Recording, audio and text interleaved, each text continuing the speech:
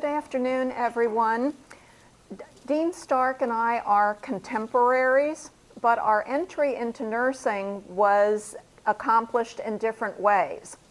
My original degree in nursing was from a hospital-based diploma program, and Dean Starck's was from an associate degree program.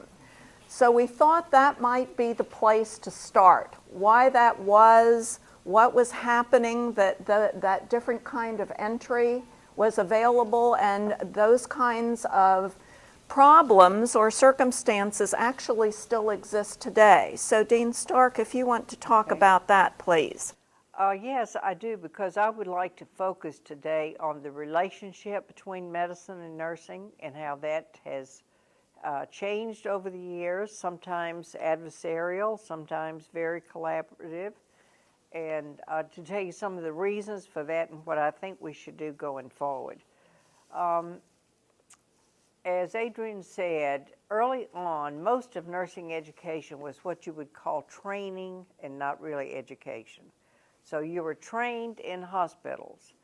The students had no college credit, no college education. It was all done in the hospital. Most of those programs were 3 years, including summers, and let's face it, a lot of the students were used for very cheap labor to run the hospitals. Then in the 1950s at Columbia University, which was one of the only places that studied nursing education, there was a student who did her dissertation on what she called, we should establish an associate degree in nursing. And that is someone who had some college education, but who still had a lot of hospital-based clinical training.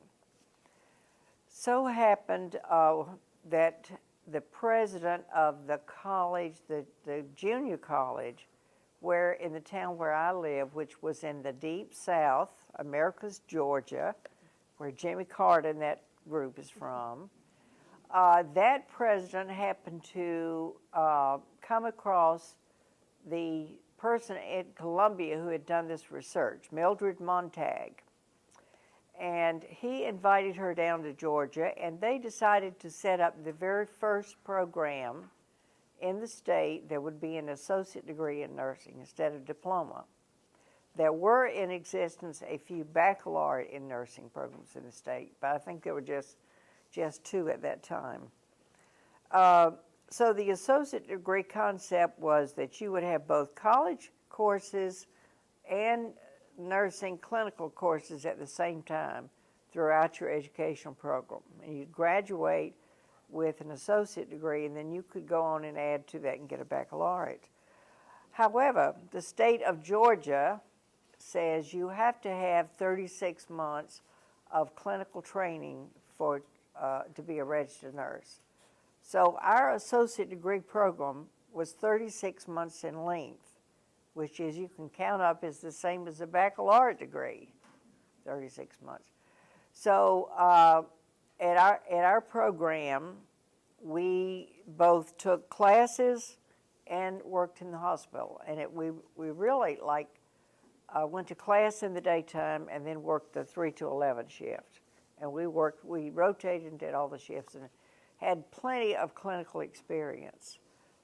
Because we ran out of courses to take that are required for an associate degree, we took extra courses, and I decided to go ahead and take courses that would transfer into a baccalaureate program. So I went ahead and took organic chemistry and some things like that while I was there. I went on to Emory immediately after that and got my bachelor's degree.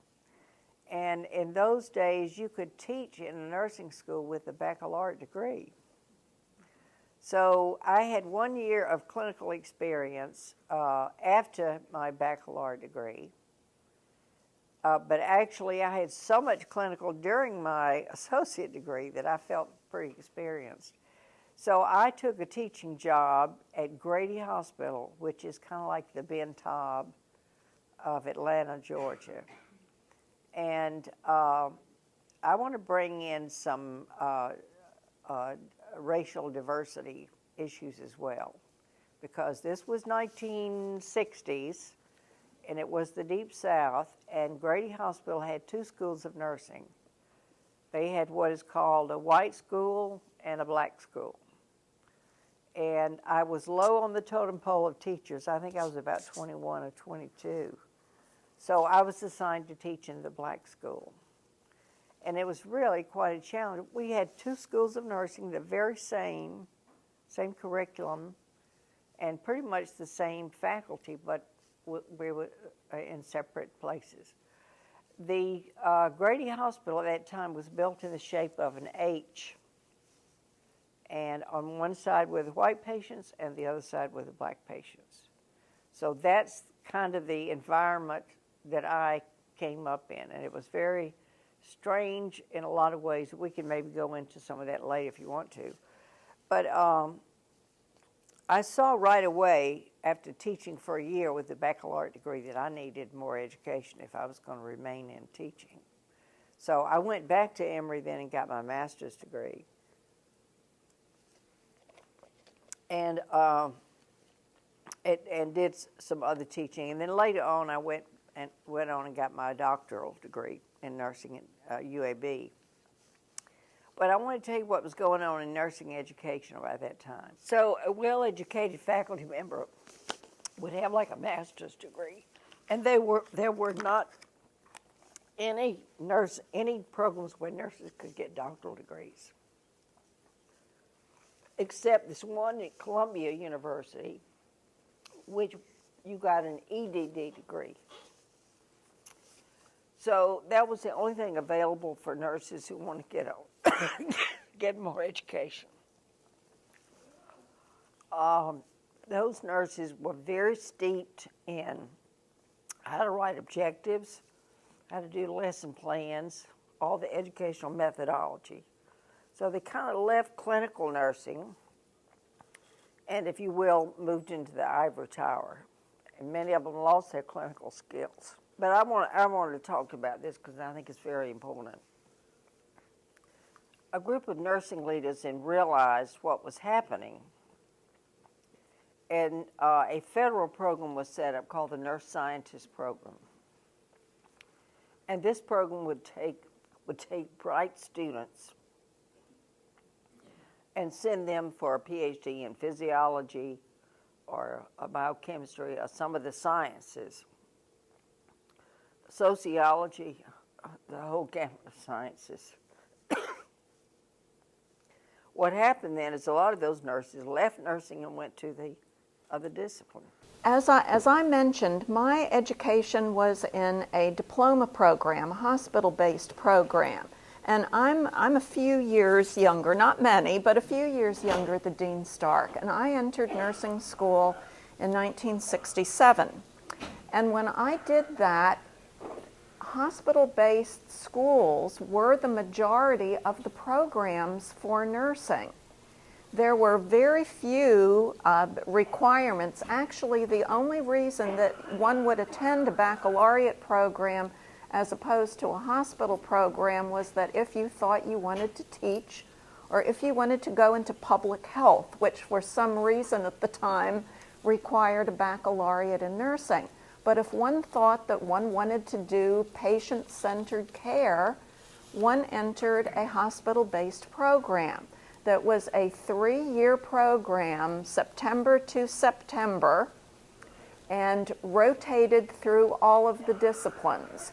So when one graduated from that program, one was ready to enter the workforce and could work in a hospital with a pretty developed nursing skills.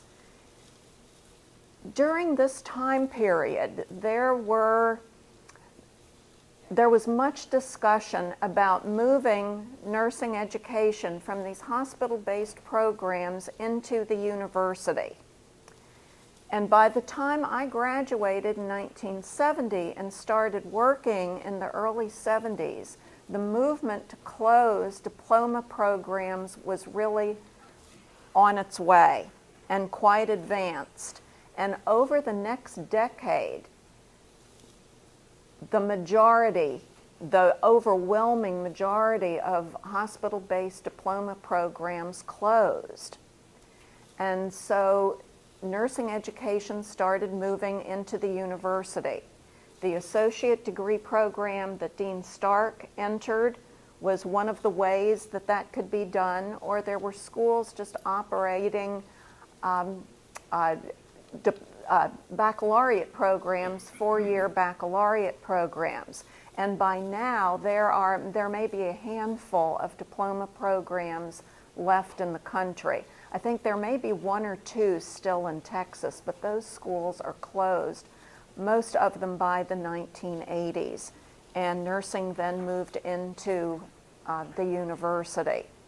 I think most of you probably have a medical background in this room. Okay, okay. And I think most of us are familiar with the format of nursing, of medical education. You do your 4 years of college, you do your med school, you do your residency. Nursing never developed that way. It was always a catch-up sort of program. Remember that although medical schools were filled with men and women struggling to get into medical schools, nursing schools were primarily women. And it was thought for a long period of time, for social reasons, that women really didn't require that much education. For one thing, there were social constraints about educating women.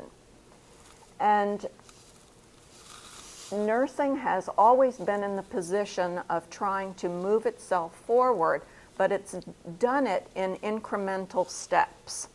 So that nursing has not developed, okay, 4 years of college, 4 years of nursing school, and off you go. Programs have developed over time. First it was the diploma program, then it was the associate degree program, then the baccalaureate program, then the master's programs were introduced, and then to teach at the university, one was required to have a master's degree. And then doctoral degrees were introduced, and now to teach, you are required to have a doctoral degree. But there is still a very small percentage of nurses who have doctoral degrees even at this point. I think it's still under 1%, isn't it, of nurses in the United States with doctoral degrees. So that in itself is a problem, because in order to teach, you have to have a doctoral degree. There's a shortage of nurses, but there's only so much faculty available in order to teach students. So the size of classes are limited because of the number of faculty that are available. And as the nursing schools have evolved, they have tried to meet the changing needs of healthcare, their students and their patients, by developing different programs. So when you enter nursing school, there are various clinical tracks, there are different programs of specialty in the master's program and the doctoral programs to try to meet the need.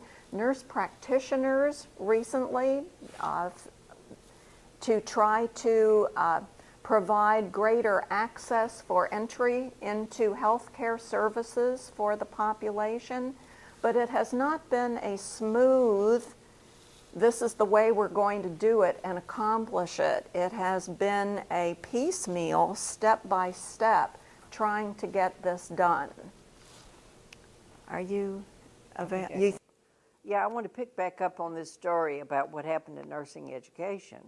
So we had some nurses that got their doctorate in other sciences, and then they pretty much left nursing.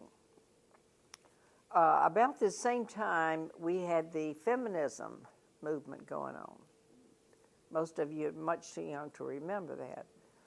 But there was a great movement, as Adrienne said, that women need a good education, they need equal opportunity for different things.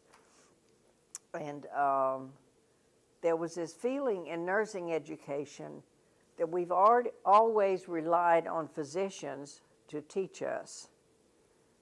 And most of my education about the disease conditions of pathology was taught by physicians, and then the nurse would come in and say, this is the nursing care for this patient. So I grew up in my education very comfortable communicating with physicians and asking questions and being a part of the team. During this feminism time, it seemed to me that there was a great deal of anger in nursing, being mostly female, at the male gender period, but particularly at physicians. And this was the period where, up until this time, the nurses carried the charts for the physicians. So if a physician came up on the floor and wanted to make rounds on, say, his 6 patients, the nurse pulled all 6 of the charts, and they were big metal flapped things, and carried those things around. The nurse was expected to let the doctor enter the room first, and also if you were at the nurse's station working and a physician came up, you was expected to rise, to get up and get out of the way. Dr. Hamilton, did you have any of those experiences? No. Did the nurses stand when you came up? So the feminism movement kind of said, we don't need to be carrying the charts. Let them carry their own charts. And they should be opening the door for us. We don't need to open the door for them. So and we were then taught as students, you're not to get up just because a physician walks up to the desk. But if you're in the way, and physicians are in and out in hurries, so don't obstruct their work, but you don't have to rise and stand at attention. So some things like that began to change in nursing education. But during this feminism time, kind of the unwritten culture became, we do not need physicians in our classroom. Everything we know in our discipline can be taught by nurses. So it was nothing but nurses in our classroom. And unfortunately, we still see some of that in some of the faculty today. They think, well, if we start having behavioral scientists in the nursing faculty, then pretty soon, they're going to take over and we'll be second-class citizens again. So we still have some of that fallout, I think, that prevents us from moving ahead in team-based spirit. With today's emphasis on interprofessional education, you have to give team-based care. We've suddenly begun to ask ourselves, why are we educating physicians here and nurses here and other disciplines, and then when they graduate, they've got to work together. They'd never worked together at all before then. So we're now trying to change the educational model back to one of where we are learning together and practicing together and then working together when we graduate. Another thing that is so different now, when I was in school, the nursing students were freely welcome to come to any of the med school lectures and certainly any guest speakers and out-of-town professors and things like this.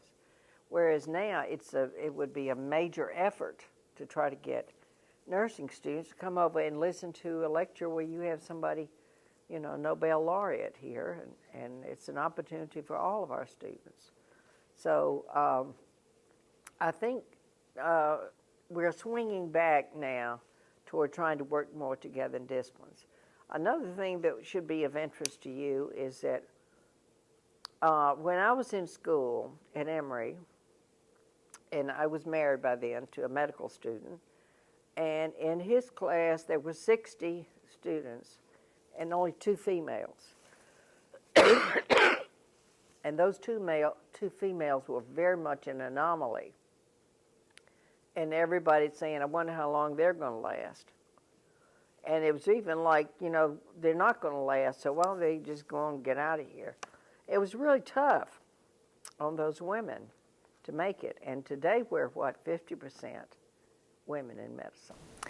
And I think that was where we were going to move next, sort of in diversity issues in nursing. And first of all, looking at men in nursing and contrasting that with medicine, as I mentioned earlier. It has not always been unusual for men to be in nursing in this country. Men were in nursing during the Civil War. That was not uncommon. The poet Walt Whitman, you might not know, was a nurse during the Civil War. There was a terrible yellow fever epidemic in 1878 throughout the South, and many of the nurses during that epidemic were men. Nursing schools started opening in the United States in the early 1870s, started in the Northeast, in New York and Boston, started opening Connecticut up there, and slowly moved outward to other parts of the country. But when those nursing schools started opening, they were all for the education of young women. And so nursing in contemporary times has struggled to try to attract men back into nursing. And I know when Dean Starck was the dean of the at UT that you had 23%. yes, and you had worked on initiatives to try to attract men back to nursing. Maybe you could talk about that. I think the national average is still under 10% of nurses are male. Many of the male students are going into anesthesia, emergency trauma. Some of those fields I think are very attractive to males, but we occasionally have a male who wants to be a neonatal nurse. So it's we should not stereotype, of course, but we did target some of our recruitment to those things that we felt like would attract males. In fact, we asked a group of male nurses in the medical center to advise us on how we could improve our recruitment. And one of the things they said is you got to change all this flowery language in your brochures and everything. So nursing is caring and nurturing and this and that. We want to hear that, you know, you save lives and the trauma aspect and the fast-paced, high-tech, all those kind of things. So we did some changes in the way we recruited and how we recruited, and we were able to really boost our male enrollment. But looking back at the history of the development both of medicine and nursing, you do have to stop and think what was going on socially that nursing became such a female role and medicine was such a male role, and how we have managed to create change in some area of that. And so it's really fascinating to look back at the role of feminism, what that played in nursing, but really this is not a huge time frame, and it's sometimes helpful to look back and think, okay, we think nothing ever changes, but it really does. It may be slower than we want it to be, but change does happen, and it's helpful to look back to see why that did occur. Another area that we sort of mentioned was attracting other minorities into nursing, and medicine probably reflects the same thing, and maybe you could address what was done in that. At the time when I was in nursing school in late 1950s and 60s, there were separate schools, and I don't think we had any male students whatsoever at Grady in either of those. Either. In fact, I remember I was a young teacher, and we had our first male student in nursing, and all the hospitals were saying, what are we going to do? We can't assign any female patients. We can't. Well, when you take care of OB, you don't have much choice. You know, you got. So this male student was assigned like an 80-year-old woman to give a bed bath to and everything. So he came back, and it was just off. The hospital was like, "What he did? What?" And it was just really big deal. And he said, "Well, you know what? She'd had a double mastectomy. There was nothing to see anyway, for goodness sake." So it was those kind of things. You look back now and think that was so strange. You know, we don't think about that at all today. Diversity of racial diversity is something I think we're still working on.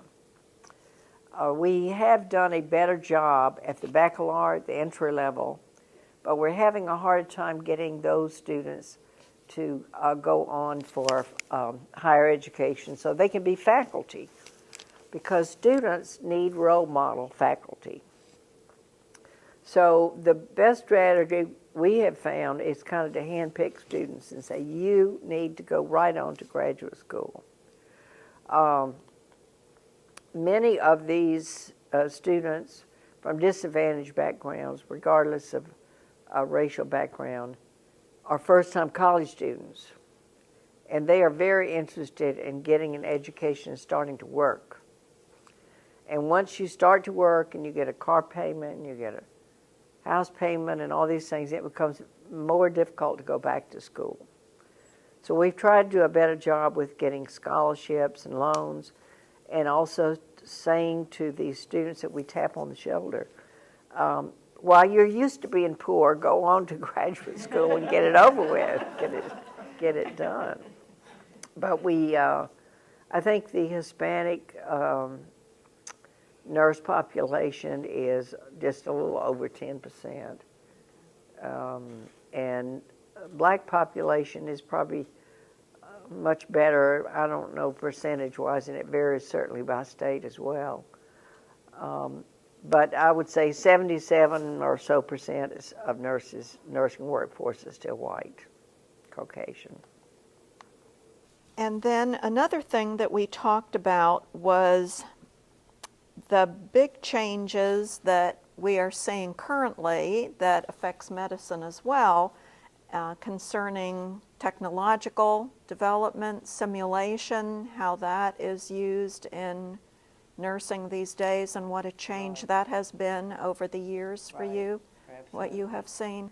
Well, up until the last 10 years, I would say the only kind of practice mannequins we had in our labs were those still life dolls, life-size dolls.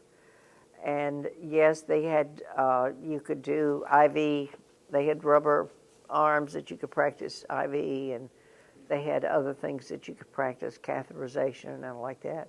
But it's been in the last 10 years that we've gotten the high fidelity simulation mannequins, and the possibilities are wide open. Again, what we've developed on this campus and on most campuses, the med school has a lab, we have a lab, the dental school has their lab, and we don't do anything where we could do team-based practice.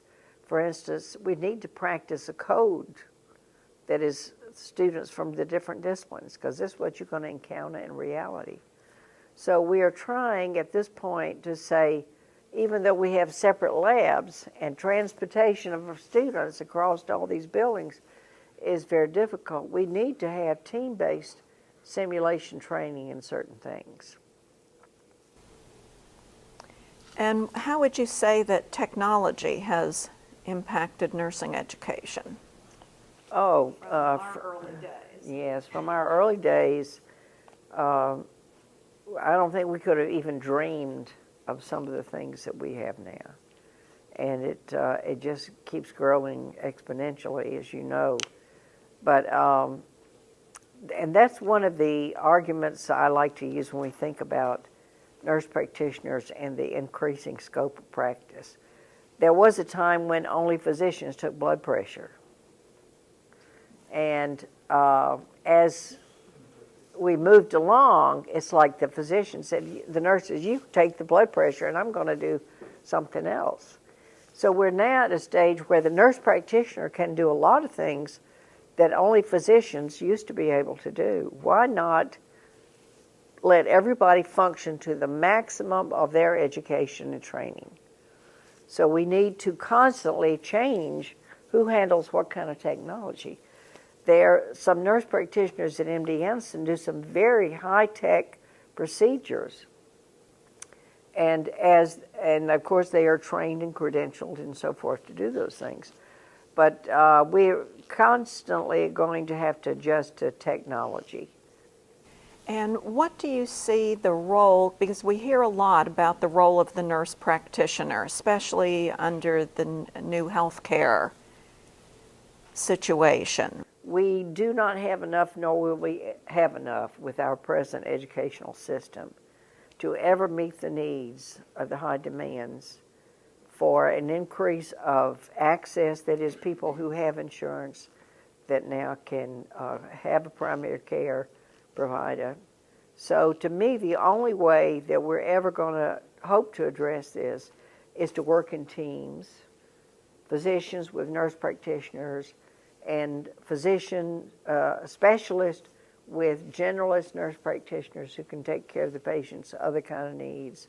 We've got to work in teams, and we've got to let everybody practice to the utmost of their capabilities. And so you see the nurse practitioners as the entry point into the healthcare system? Not necessarily, but a primary care provider, whether it's physician or nurse practitioner or PA. And looking back over your 30 years as dean of the UT School of Nursing, when you reflect back on that, what do you see as the greatest changes that have happened in nursing education? That's a loaded question and many, many answers, but I think the biggest change is the number of avenues that a nurse can take. In other words, we have grown so many different kinds of master specialties. And could you talk about that a little bit, about the different programs that are available? Right. Well, at our school and in many of the larger health science center schools, there's gerontology, which we've now combined with adult, because it's like if you take care of adults, you're going to be taking care of geriatrics. So those two are now combined. Pediatrics, neonatal, adult, and then there's women's health, and some have developed an adult men's health program. Then you have all kind of super specialists, cardiovascular, nurse specialists, neurology, oncology, forensics, and it just goes on and on.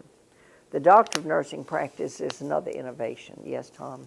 Could you tell us something about how you came to be the dean? How did you get to be the dean of the School of Nursing? And how did that develop over the years? Because you were the one who built this school into one with a national reputation. But I'd like to hear the personal side of that. Well, I think all of my career moves, a lot of them have been serendipity. And I'm not one of those people that sat down and said, let me make a 5-year goal or 10-year goal. And I think what I have done is be open to opportunities and seek out opportunities. So how I got into administration, period, from being a faculty member was we had a very tough situation in Georgia, which I can go into if you need detail. But I was asked to consider that position.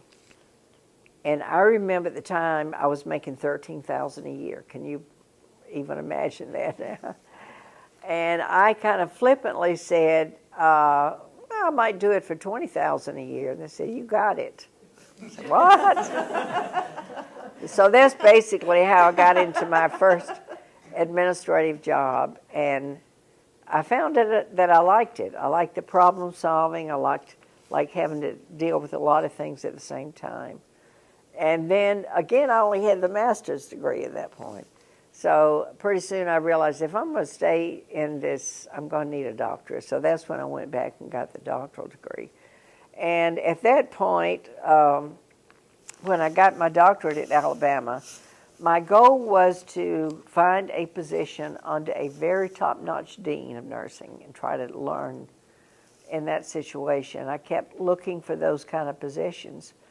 And the associate dean of the program said, I think you ought to look at this program here, which is you would be the dean. I said, oh, no, I'm not ready to be dean. I want to go.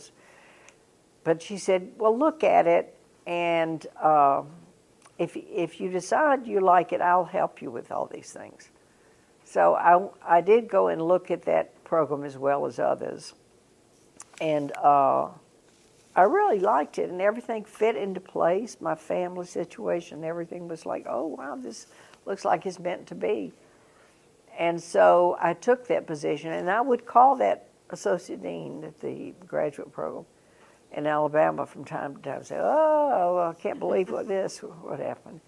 And she would walk me through some of those things. And then I remember I needed an assistant dean. And I called my mentor and I said, I think I would like to take the assistant dean position and let them recruit somebody else. This is just too much, driving me crazy.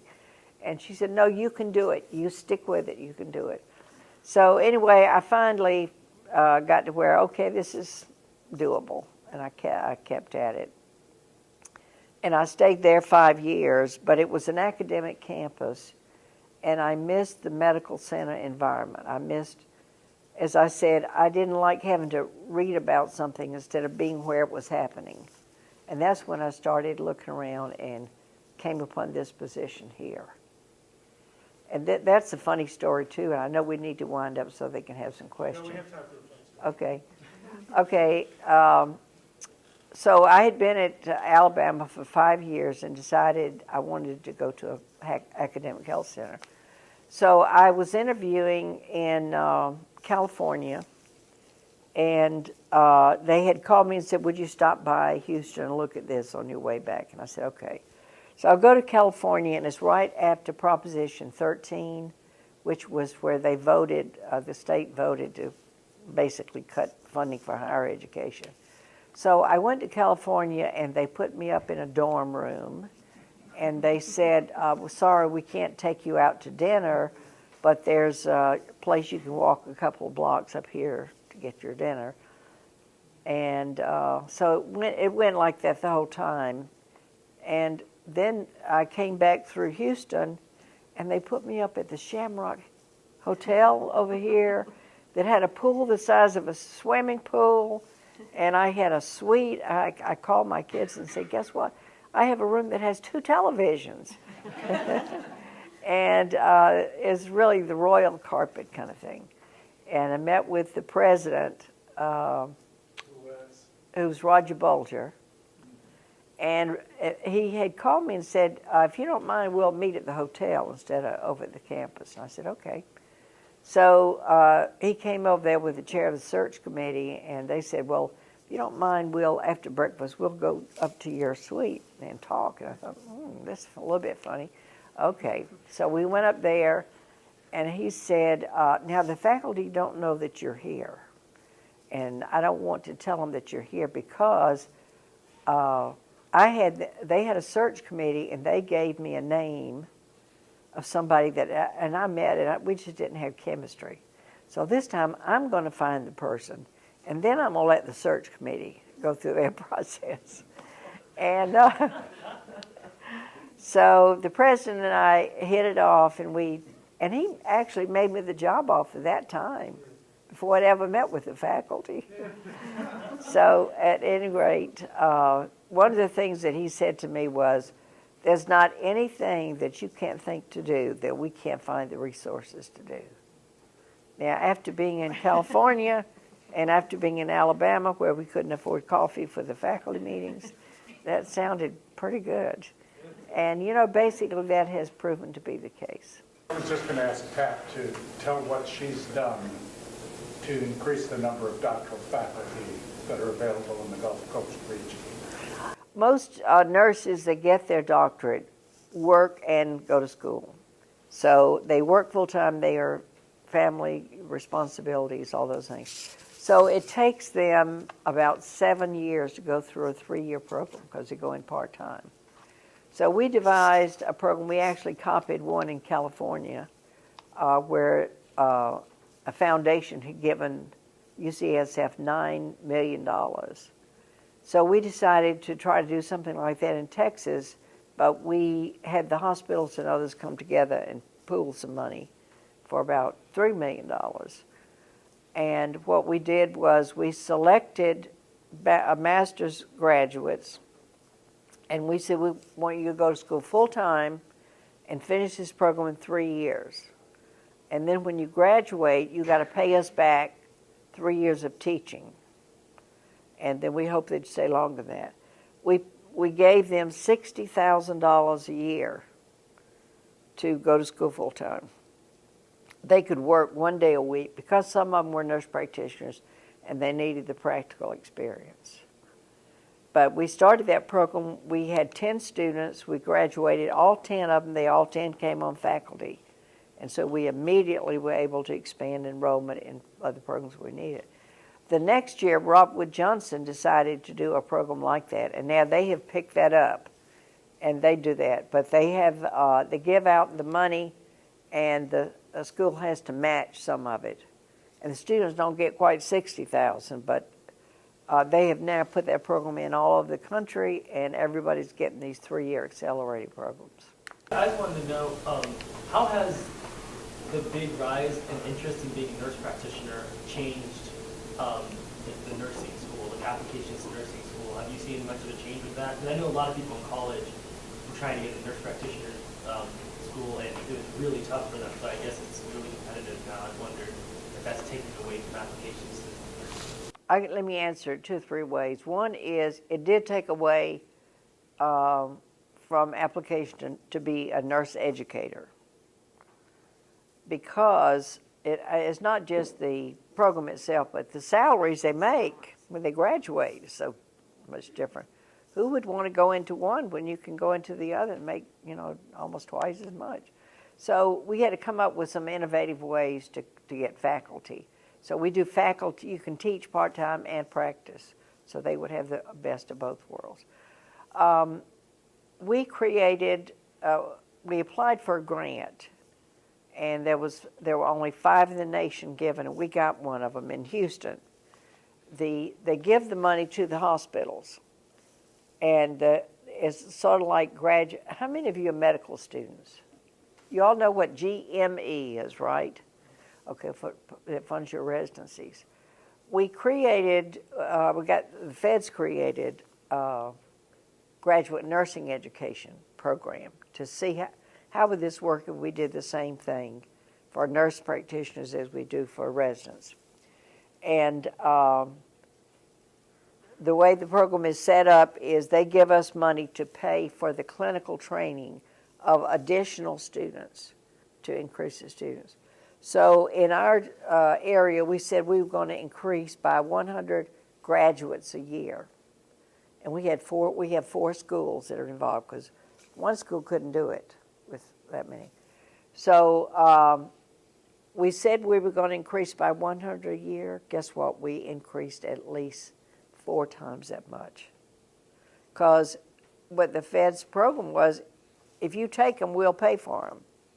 They didn't say, we'll give you this much money and you have to make it last. They said, you get more of them, we'll pay more. And was that nurse practitioners or just This nurses? is advanced practice nurses, Okay. which includes nurse practitioners, clinical nurse specialists, nurse midwives, and nurse anesthetists. So basically, yes, we've increased enrollment greatly, but we've been able to accommodate those. That federal project runs out in the end of 2016. So we're already lobbying to try to get that made permanent. Maybe just to close, where do you say that nursing is heading? Well, I think it's one of the best times ever in the world to be a nurse. I think that the challenges are there, and the wonderful thing about a nursing career is you can do so many different things. You don't have to work in a certain place and do a certain kind of routine. There are so many different options for nursing. But I think particularly with interprofessional, emphasis in practice. That the nurse is the coordinator of the team, pulls people together, keeps people organized and moving ahead. And I think that's going to be a great responsibility and role for the nurses ahead. Well, thank you for coming out of your sick bed. Yeah, sorry about that.